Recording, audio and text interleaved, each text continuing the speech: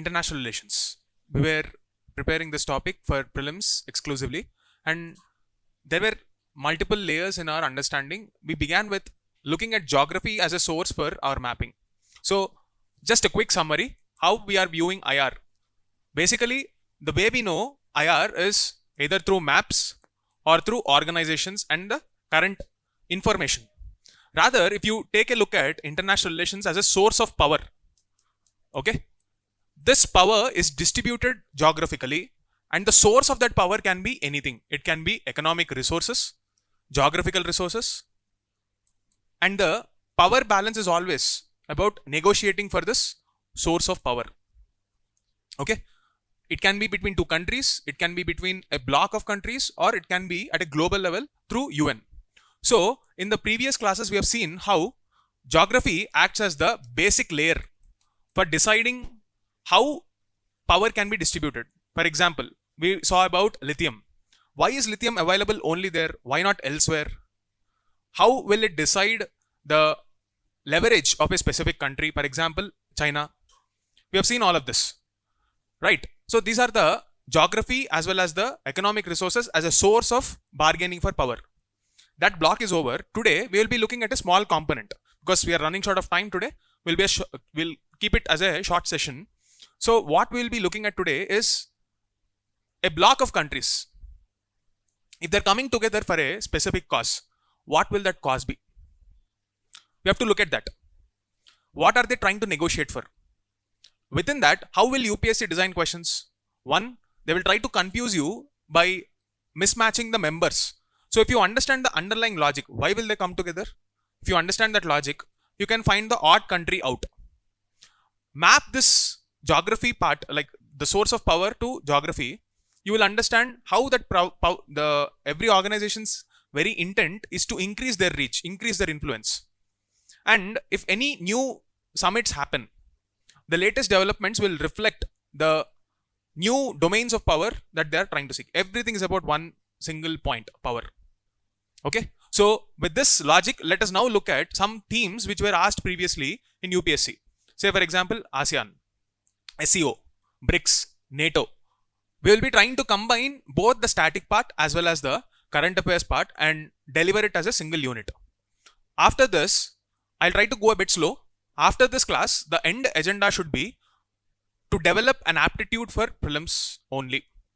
The agenda of this session is not to deliver you information. You can pretty much just search it on the internet. I'm not here to deliver that information. I'm here to teach you how to transform that information into your ability to take the decision in the exam. So ultimately, what is the agenda of prelims MCQs? To eliminate the wrong options rather than to remember the right option. So you need a logic to eliminate. We will be learning everything from this regional blocks or from any current affairs issues only from this standpoint. Okay. With this, let us begin. The first group that we are talking about is the ASEAN. So how I'll divide this entire topic is, one, you will have the usual static part that you have to know, the basics. Two, the latest current developments. But what is common between these two, both the static part and the dynamic part, is we are learning only with the intent of understanding how we can go wrong in the exam. Okay. With that, let's begin. What is the full form? First of all, this is the full form. You have to know.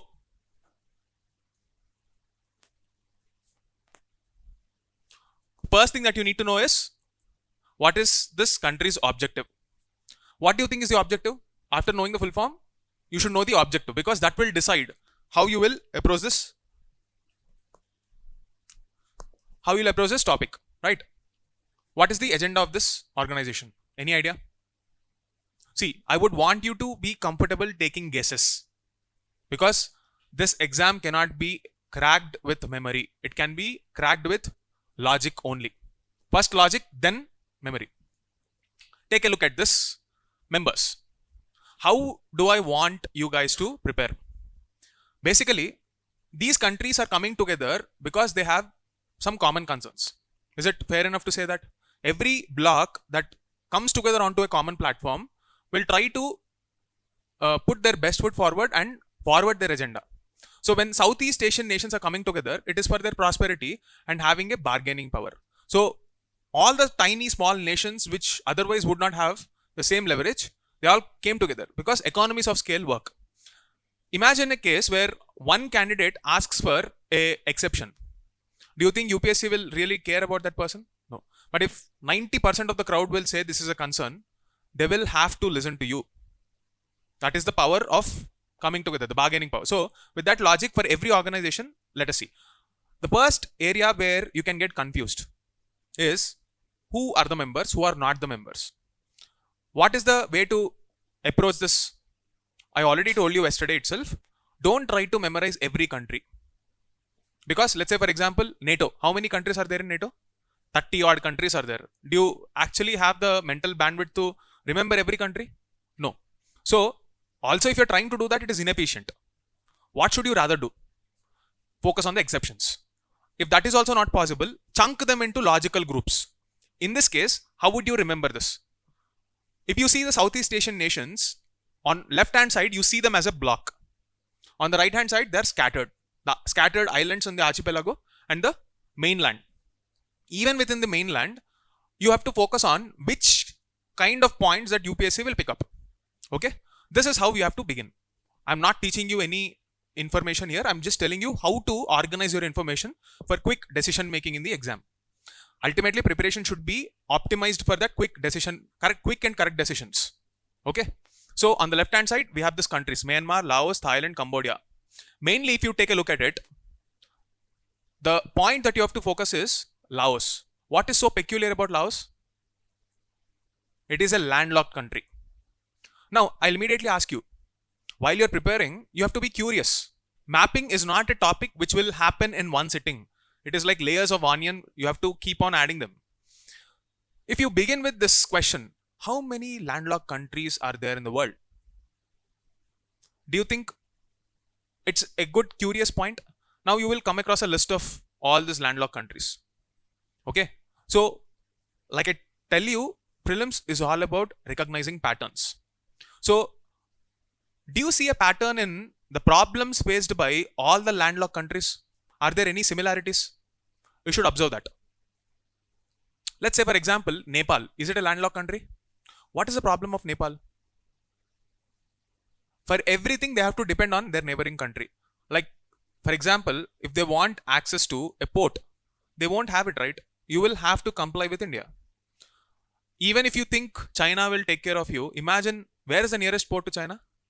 You have to travel all the way. It's not feasible, right? Let's say you are friends with some other country. Even then, the logistic cost will be very high.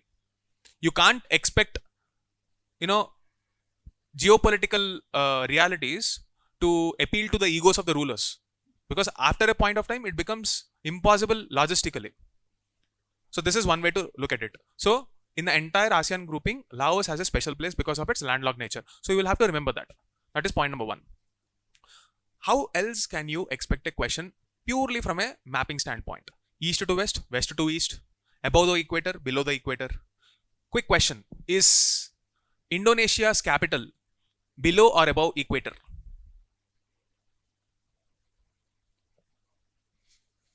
Take a look at it. If I'm asking this question, these are exceptions. Take this as homework. If you take, see, I'm talking about the, not the upcoming capital, Nusantara. You might get that doubt. I'm talking about the olden capital, Jakarta. Is it above equator or below equator? Check. Write this down. See, sometimes you will have to do this manual work. Otherwise, you will not remember these points. What are other landlocked countries in Central Asia? Think of it. In Central Asia, are there any landlocked countries? Write down. Take this as homework because it will help you remember things better.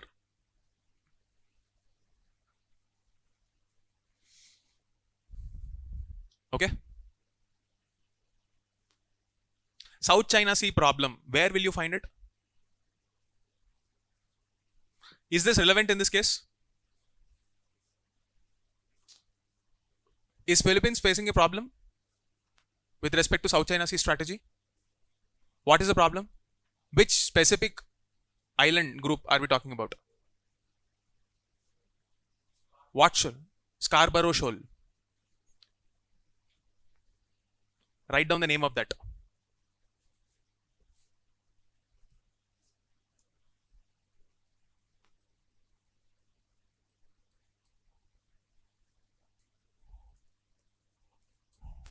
Now, when you're talking about all these issues, do you think they can be seen in silos? No. When Philippines is actually coming to a international forum and it is expressing its voice, its concerns, do you think it will not have these issues on the back of the mind? They will try to use, all these points for bargaining power. But it is because of this very specific reason.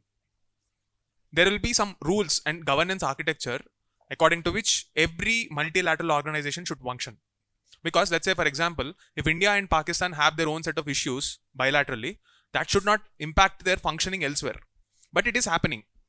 A successful power negotiation is about keeping domestic politics and bilateral issues aside and trying to negotiate what is common. Right? So, this rule should not be forgotten for any international organization. Okay? Now, we will arrive at the next way in which UPSC can ask questions.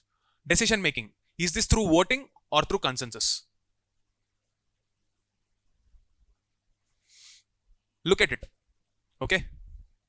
You have to find patterns. In multilateral organizations, if a specific organization works on consensus, it means any issue which has a very negative consequence for the existence of another country. Only then consensus will be the rule that will decide the action of that particular organization. For example, take nuclear suppliers group, NSG, or take SEO. It is an organization that is meant for terrorism containing and regional security. So you cannot unilaterally decide that this is the right thing, this is the wrong thing. When will you give voting power?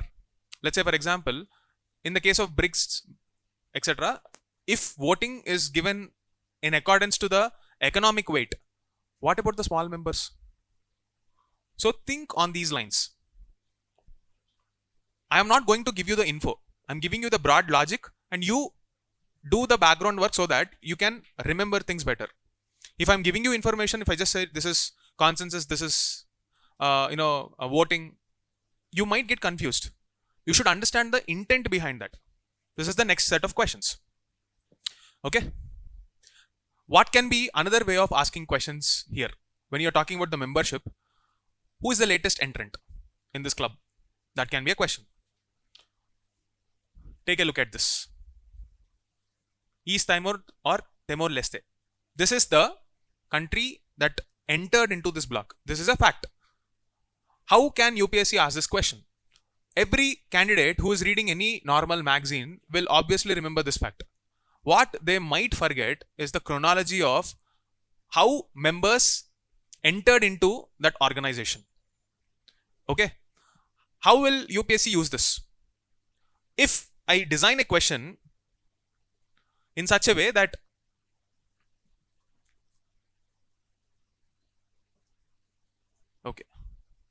if I design a question in such a way that there are options A, B, C, D, you will eliminate two options on the awareness of the fact that this country is the latest entrant. So you'll arrive at two options. Now, your ability to eliminate the third option will depend on you knowing whether these countries entered at the same time or not. Sometimes you might have to remember the country that entered before, just before the latest member. So, whenever you are looking at any group's membership, how should you look at it? Every group will begin with a very small agenda. Over a period of time, it will try to increase its power and enlarge the organization size. So, whenever you are looking at any members, think in phase-wise manner. Phase 1, phase 2. Okay? How to remember that? See here, in this case, you will notice that not all members came in at the same time. It happened in multiple phases. So, who are the countries, which countries came together first? Take them as block 1. Rest all will come later. So, for every organization, I want you to do in the same way. Clear? That is one more activity. Even if I sit here and dictate everything, you will obviously forget after the class. So my intent is not to give you information. You will know how to think after this class. Go back, do the work for some time. You will not forget it after this. The only way you will get something right in this topic of mapping and international relations is through your activity. Your mind should actively participate in this. It is not through passive information consumption, but through active participation. Okay, moving on. We'll move to the next topic, Gulf Cooperation Council. Let's begin with the agenda. The common misconception is, since we are talking about Gulf countries where majorly you see Islamic organization, like Islamic countries, everybody will believe that all Islamic nations will obviously be a part of this. So the first question when you are looking at the members is ask, is there any exception? Because this exceptions is where UPSC targets first. What are the exceptions here? Yemen, Iraq and Iran. They are not a part of this. Okay. So the basic background is, this is a Saudi-led organization. The main reason these countries came together is because they are relatively rich compared to the other nations in this area. So predominant ideology is money. And then comes every other aspect. Okay. Riyadh. Where is Riyadh? So understand the historical animosity between Saudi Arabia and Iran. Two different countries with two different Islamic sects, Shia and Sunni conflict. When you see this Shia and Sunni conflict manifesting even in international relations, you will see how powerful an ideology can be. So wherever Saudi is there, the first thing that you need to notice is Iran also a part of the group? If yes, either it can be United Nations, or is there any other place where they are both part? Is Iran a part of OECD? What is the intent of OECD?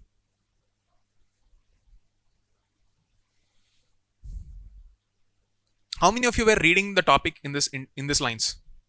Do you just start by hearting the country names, or do you begin by understanding the intent? What is the first step? If you see the intent, you will understand the need for existence. For example, why do you think BRICS came into existence?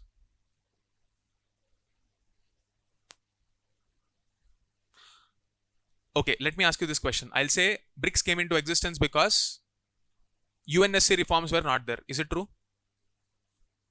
What can be the logical counter for saying this?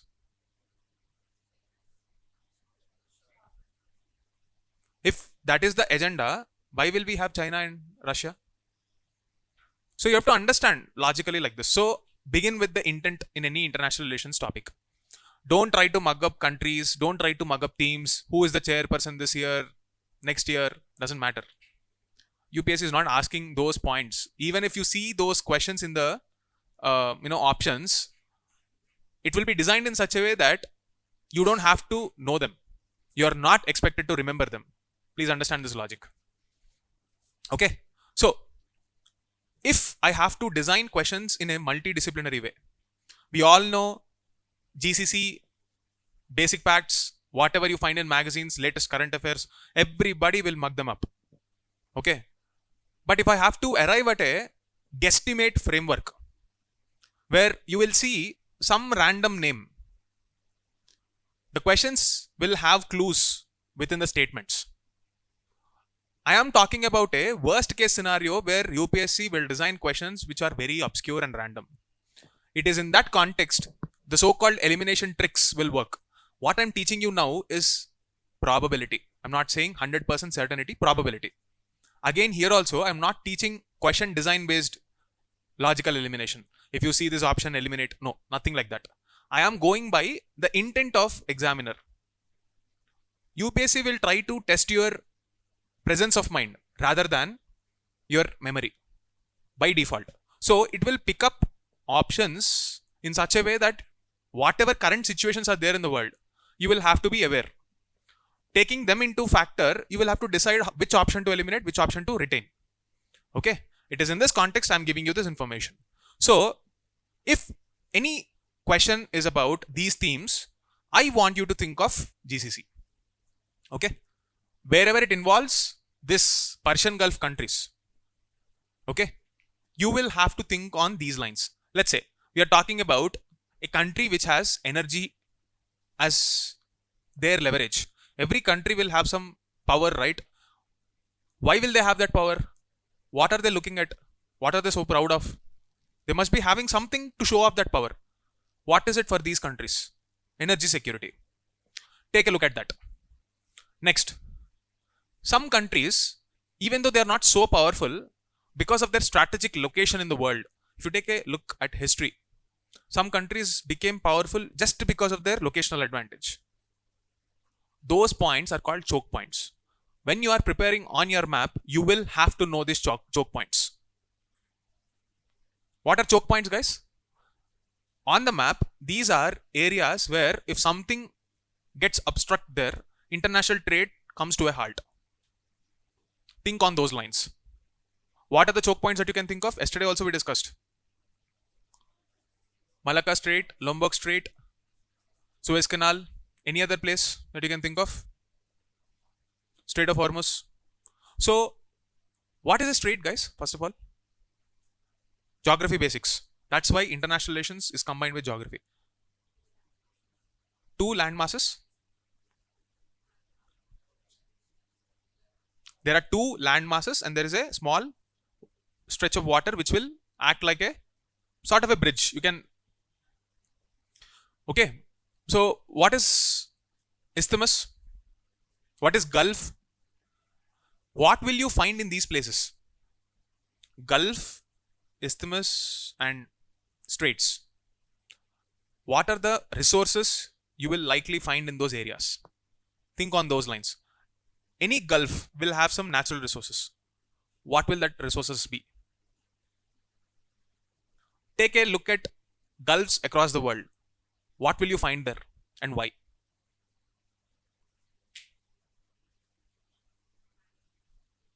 Mangroves. But if you have to talk in terms of economic resources, what are you likely to find there? Polymetallic nodules. What else? Fisheries. But why is it happening? What is so special about Gulfs? So this is how geography should be understood when you are talking about the specific points in the globe map, like world map. Sorry. Now, when you are looking at leverage, these countries will try to bargain for that leverage. Like if they're sharing, those points will become the sources of conflicts. So, straits, all the oceans, resources, all the important points where nations often come in conflict. It is all about access to resources. So, how will geography help you understand what those resources are? That is the underlying question that you should be asking every time international relations is discussed. Clear? Now, okay, I'm about to complete this. Now, next time, if you are looking at the strategic advantage of India having good relations with GCC, you must understand it from a diaspora standpoint. If we have healthy relations, more and more people to people contact will increase and it will lead to good remittances. So, foreign exchange will come into the country and it will also address the macroeconomic indicator like foreign exchange reserves, that is balance of payments and current account deficit. So, in a single shot, you are learning how to write an answer for mains as well as prepare for prelims. This is how you have to approach this topic. Not just this international relations topic or organization. Basically, this is the same lens you have to use for preparing both prelims and mains. Okay. Since 2004, India is trying to negotiate a free trade agreement. What is the purpose of a free trade agreement, guys? The barriers to trade, if you take a look at them, there are two kinds. Trade barriers, tariff barriers and non-tariff barriers. So, when you are imposing a specific tax, let's say if you are saying that for every kg of rice that is coming into Gulf, I will impose a certain tax. It will become expensive and it is not going to be helpful for either of the parties. So, if we can negotiate a free trade agreement on at least a win-win scenario, we will gain much more. So, you have to use maps again to understand which countries said okay to negotiate a free trade agreement. With which countries we have free trade agreements, existing ones. And within that, one more current affairs that you need to know is certificate of origin. COO. Certificate of origin. I'll tell you what this concept is and why it is important in the context of FTAs. Let's say China. China is dumping cheap quality plastic goods into our country and is impacting the local manufacturer. So we impose something called the anti-dumping duty. Now, what China used to do was, instead of dumping directly here, they would use some other base. Let's say, for example, Malaysia. They will dump it here. And since India has a free trade agreement with ASEAN, we will have a very cheap access to Indian market through this, indirectly. To avoid a situation like this, the concept of certificate of origin came into existence, and lot of FTAs are not actually being fruitful because Indian Ministry of Commerce has made it mandatory for producing the certificate of origin, especially for goods coming from these regions. Okay. On the top of it, you also have some more pain points for trade. For example, I mean, this reduced now, but previously, if you take a look at our export commodities, you will notice that meat is one of the top agricultural product, agro animal husbandry combined, if you're talking about it. This meat is a very huge chunk for our revenue. So, when you are exporting it to Gulf nations, there is one major certification that they expect, halal certification. Okay, so this halal certification and the compliance with it was an additional cost to the exporters. So previously, that also acted as a roadblock for getting access to these markets. Once we standardized this certification, we got more access. Okay, so these points will actually matter when you're talking about the free trade agreements. So if I'm telling the backstory, you will remember it in that specific context and retain this information better. Like I'm telling you, our mind has the ability to contextualize things better when you know the backstory. If you're just relying on blind memory alone, at one point or the other, you will make the so-called silly mistakes, which you should not be doing. Clear? Moving on. One more thing that you have to note is the so-called kafala system. It is basically the most prevalent issue, especially with the state of Telangana, where Telangana and Kerala, Gujarat, Bihar. These are the major sources of cheap labor for the Gulf, workers, like worker contractors there. What they'll do is they'll bring people from these specific states, take away their passports, and literally keep them in very bad conditions, flouting all the labor norms. So you often see on social media many instances where workers who escaped from this scenario putting up social media posts and requesting the respective governments to address this. So this has been a long-standing trouble, and India is dealing with these specific countries to amicably resolve this issue. If you get a question, the kafala system in news is in the context of which of the following, you might have to remember this. That's the reason I'm asking you to do this. Now, how do you notice the important twist statements? How can UPSC create the so-called extreme worded statements or wrong statements? Whenever you're reading, always think on these lines. How can UPSC twist this statement to make it wrong? All Gulf countries are GCC members. I told you there are some exceptions. So this is wrong. So automatically you think that GCC is equal to all the Persian Gulf countries. We are specifically focusing on Arabian Peninsula. Next, India has a FTT with GCC. We are trying to negotiate since 2004. As and when, just before your exam, just check if any development is there, update it. As of now, I don't think it is anywhere near completion. Okay, see the exceptions.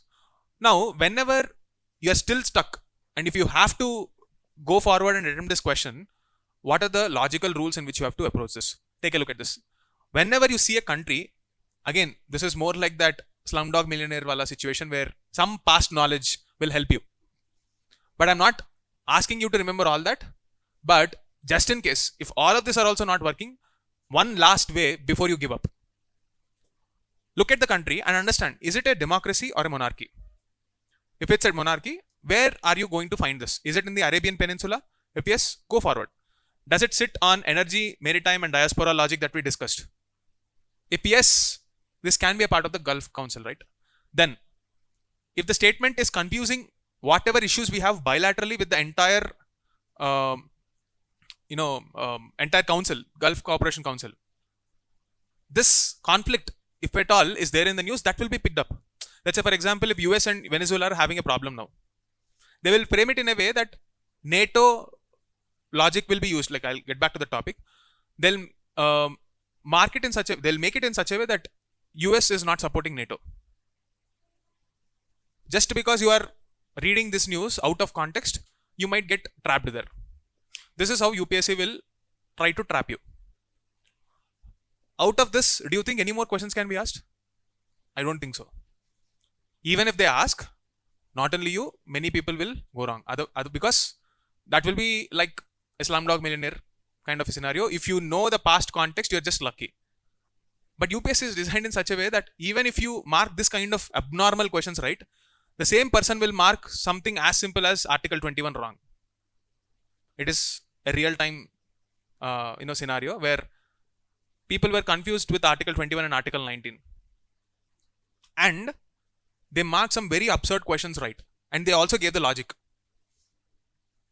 Am I saying that those people are not smart? No. It's just that UPSC is a different ballgame. It's very cruel sometimes. That's why we are trying to engineer how to minimize risk by focusing more on logic first, memory later.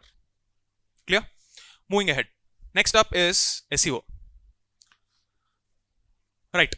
Shanghai Cooperation Organization. Where will you find this? Obviously, the name Shanghai itself must tell you that it is definitely going to include China. Why? Where is Shanghai? It's in China. So, the very location of SEO will try to help you understand the orientation. Is it going to be leaning towards West? Is it Europe-centric? Definitely not. Why did it even come into existence in the first place? Because the counterpart for SEO is you have something like NATO. Right. So, basically this organization is meant for regional security. You might be wondering, what is regional security when Russia and China are a part of it? Like, they are the threats in this region. What are they seeking protection from? Nepal. Then, what is the intent here? Border disputes. Basically, what is the conflict, the origin of the conflict in Russia-Ukraine war? There are two dimensions in international relations that you shouldn't forget. One is power, the other is influence. Power need not be influence. You have the sovereign power over one specific nation, but do you have the influence over their minds? That's the larger question. So every organization's underlying agenda would not just be to focus on power, but also to push forward for influence. And that's why they keep expanding their organizations. Otherwise, what's the point of having SEO if it is not to extend their influence? Why do you have something like rats? What is the logic? Because who are they protecting themselves against? You should be asking this question, right? So, if China and Russia are coming together for a cause, there must be a very strong reason. That is to protect more or less the Eurasian hegemony. The part where Europe and Asia will converge together, the Central Asian economies, South Asian economies. If you look at how GS3 is organized, like I told you even previously, your security situation will determine whether investments will come into a specific country. Say, for example, do you think any investor would want to invest in Ukraine or Syria or Palestine right now? No, right? A stable democracy and a secure environment are prerequisites for investments to flow in. This is the larger agenda. Not only that, access to resources. Why do you think Trump is interested in Greenland? Resources. Always think on these lines and you will not forget a lot of details. So, now again, like I told you, look at the members in phases. Do you think all the members joined once? Do you think India and Pakistan joined at once? One after the other or together? Do you think they shook hands and say, let's go and join SEO? Or was there a backstory to it? If yes, what was it? If no, why? Look at this story and understand the various phases of how SEO evolved. That can be one source of question.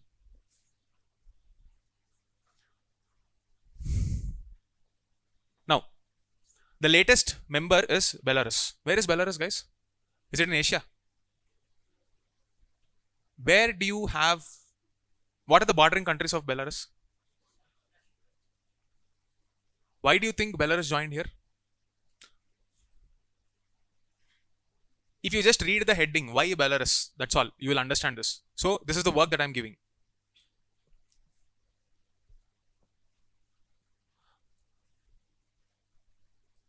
This point, remember this. Where is the headquarters of RATS? What is RATS, guys? It is about like I told you, the agenda is anti-terrorism. So the regional anti-terrorism structure, the organizational structure, why is it not in Beijing? What could be the logic? Yesterday we were talking about headquarters. What is the logic here? Access. Beijing is very far off. Like other countries will not find it conducive to, or not only that, as a symbolism also, if you are saying we are here to provide regional security architecture and putting it in Beijing, what is the optics? What message are they delivering? You're trying to either claim that China is the proxy for the Asian security architecture, or you can bully. Like China is indirectly saying, I can bully you if things don't go according to my wish. These things matter. So always remember, observe when you are, before you buy hard anything, question and then buy hard. Otherwise you'll forget. Next, BRICS. What should you remember? Is BRICS decision binding? This question is universally true. It is applicable for BRICS, SCO, ASEAN or any organization. How will they decide? Voting or consensus? After decision is taken, binding or non-binding? This universal template should be followed for all organizations. And then ask why. Why are they following? Why are they not following? Clear?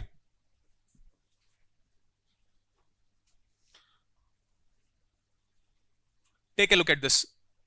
For quick elimination of options, see, you will find the latest summit details, information, everything fine. But how will UPSC decide questions? How will they design? Focus on these. Is it an alliance? What is the meaning of alliance? Technically speaking, what is an alliance? Is it a treaty-based thing? If it is, okay, ask this question. What is an alliance technically in international relations? Take this homework. Is this an agreement? Is it an alliance? Is it an agreement? One more question. Do you think BRICS has their own currency? Europe has this euro. What is stopping BRICS? Why will they even want their own currency? What is the logic? Tell me. Why should you focus on de-dollarization? Take a look at the situation today. US is sitting on a huge debt. There are no free lunches in this world. You are either dumping it on the future generation or some other country. As a result, US is getting powerful at the cost of some other countries, because the mainstream currency for trade is still US dollar.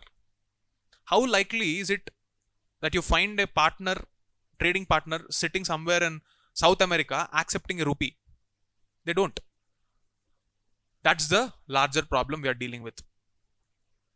We want stability in our exchange rate. Okay. So every organization that is talking about economic prosperity will invariably, if you take a look at the development of the world, multilateral organization, at some point or the other, they will talk about an organization that mimics World Bank, an organization that mimics IMF. In the context of BRICS, can you tell me what that is? NDB. What are they trying to do? The same bank is coming up with something called contingency reserve, the same function that IMF does. What does IMF do? When you are bankrupt, it will bail you out like a soft loan. And World Bank, what does it do? It will give you, again, loans for developmental projects. Now, if you're an organization trying to expand its reach and influence, will you give loans only to the member countries or outside that block also? So if I ask you a question, NDB is only for the members. Is it right or wrong? This is how you have to prepare. Okay. The rest of the information, you can find it right in front of you. But if you don't know the why, you won't remember this. Every material will give you this. I don't have to tell you this is important. Okay. So please go back and do this basic research.